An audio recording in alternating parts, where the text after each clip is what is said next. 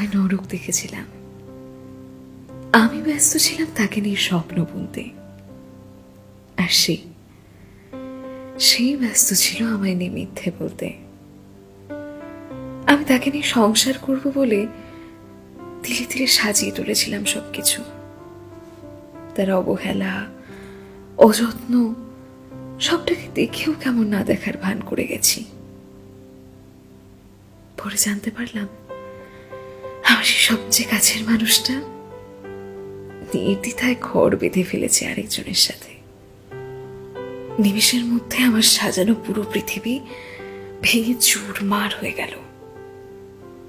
কিন্তু নরক দর্শনের সৌভাগ্য আমার তখনও হয়নি।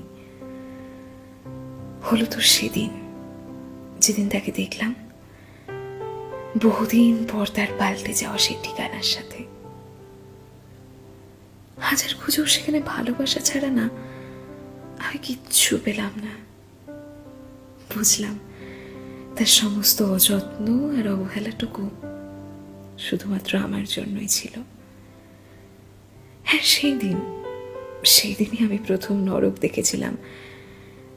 তাকে অন্য কাউকে যত্ন করতে দেখেছিলাম, ভালোবাসতে দেখেছিলাম, ভীষণ রকম ভাবে চাইতে দেখেছিলাম। আমাকে সম্পূর্ণভাবে ভুলে গিয়ে তাকে আঁকড়ে ধরে বাঁচতে দেখেছিলাম। আর আমি সেদিনই প্রথম নরক দেখেছিলাম, অনুভব করেছিলাম নরকের আগুন কিভাবে সর্বস্ব জ্বালিয়ে পুড়িয়ে আমাকে ছারখার করে দিয়েছে।